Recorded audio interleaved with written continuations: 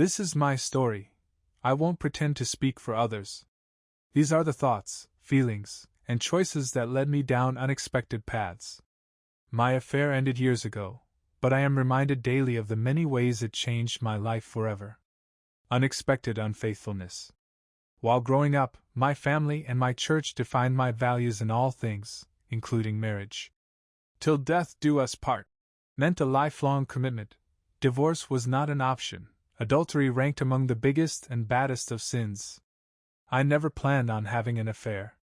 Even a couple of months before it happened, if you had told me I would be involved with another woman, I would have sincerely denied the possibility.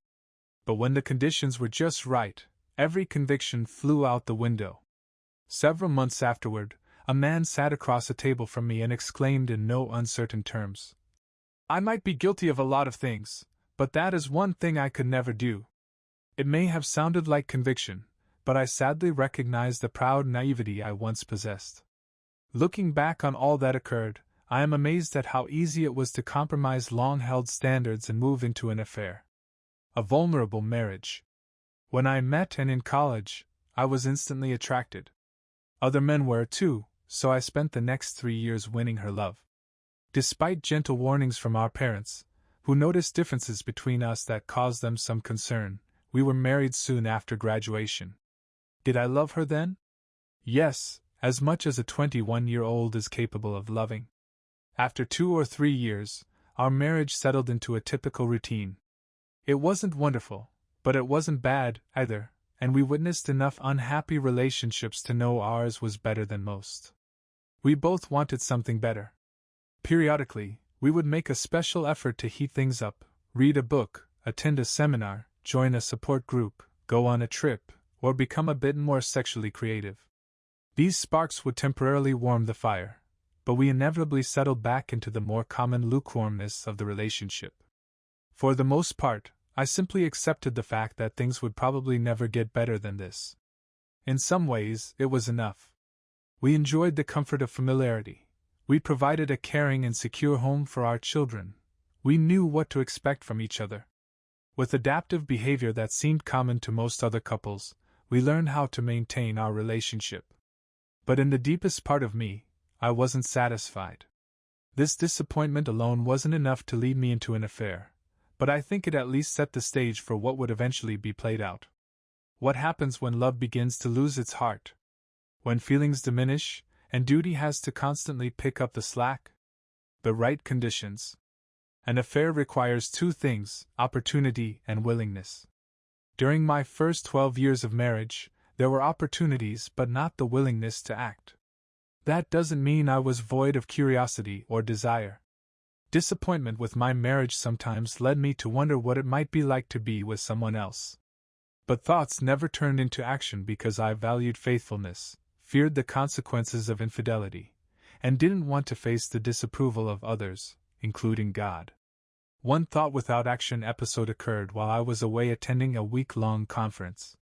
On the first day, I met a woman, attractive in both appearance and behavior, who apparently enjoyed my company and occasionally sought me out during the rest of the week. No improper word was spoken, no inappropriate action was made, but I had no doubt she would have shared a night with me if I had hinted at the desire to do so. At the end of the conference, she slipped me her address, asked me to come visit her, and hugged me goodbye. I never contacted her.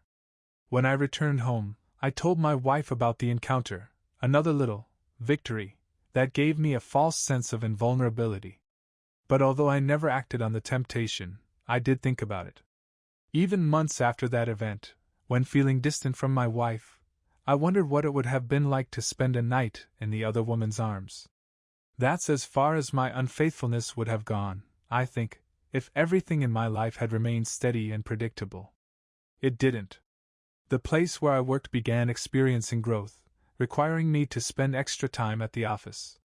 As hard as I worked, the boss never seemed to be quite satisfied, so I doubled my efforts. Work kept me away from home, and my wife became increasingly frustrated and critical. I felt overworked, unappreciated, and empty. Although I somehow managed to keep all my plates spinning, I felt like a hollow man performing tricks. During this period of personal turmoil, I was asked to head up a new project at work. Linda, an assistant from another department, joined me on the task.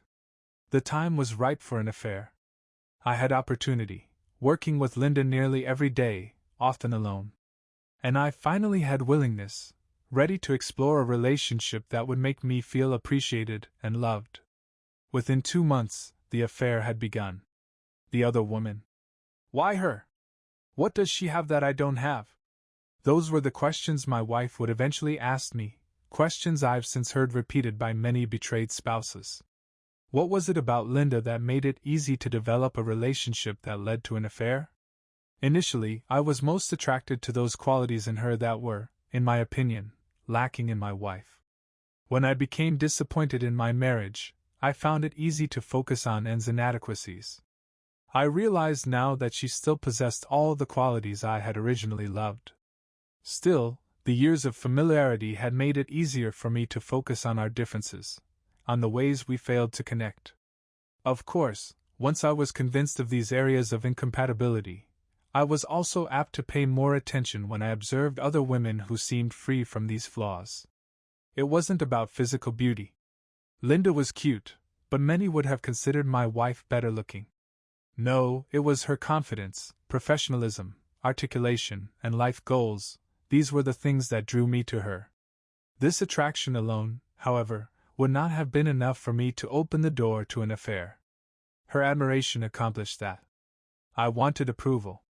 I wanted to be valued and appreciated. During this discouraging time, I felt an especially strong desire to hear someone tell me they believed in me. And never did this very well. Maybe it was because of her insecurities. Maybe it was because I didn't show her enough appreciation. Maybe it was a mix of both. Whatever the reasons, that kind of affirmation didn't come from home. But it came from Linda. Linda often complimented me on my work and abilities. These remarks were genuine and, at first, probably innocent. I was thirsty for them, and so I looked forward to each day of work with her, another opportunity to take a sip. At some point, I think, she realized my need and willingly gave me more of what I wanted. We talked and joked and laughed, and shared stories about our lives. I began to think of Linda as someone who naturally connected with me, a soul mate. I started finding reasons to spend more time with her and thought about her constantly, even at night while in bed with my wife. For the first time in many years, I felt alive and hopeful. Even at this point, I can think of several events that could have intervened and kept me from having an affair. But I didn't want to be stopped, so I kept everything secret. Even my closest friends didn't know where I was headed. Crossing the line. Some might argue that my relationship with Linda became an affair the moment I responded to her with private thoughts or feelings that should have been reserved for my wife. While I understand the selfish and destructive nature of this kind of thinking, my growing preoccupation with Linda was inconsistent with the promises I'd made to my wife. I also believe there is a distinct difference between thoughts of infidelity and an act of infidelity, whether or not that act involves sex. While the former often leads to the latter, they are not the same. My thoughts about Linda were pushing me closer to an act, but I had not yet crossed the line. I could see the line, though. For me, the line was that moment when I would, in some way, declare my feelings to Linda. It could have been with a look, a touch, or a word, anything that let her know I was interested in moving our relationship beyond friendship. Stopping anywhere short of that line would have avoided the consequences that were bound to occur once I stepped over. But I was drawn to the line. At first, I didn't want to cross it. I simply wanted to get as close as possible, right up to the edge, to see what the other side looked like. I guessed that Linda was willing to step over with me, but I wasn't sure. What if she didn't feel the same? What if she was appalled by any suggestion that we be something more than friends? What if she told her husband, or my wife, that I made a pass at her?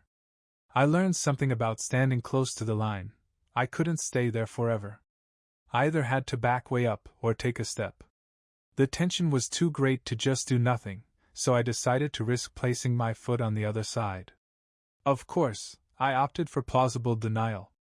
If she took offense at what I said, I wanted to be able to claim innocence. And so, one afternoon as we sat alone in an office, I confessed to her.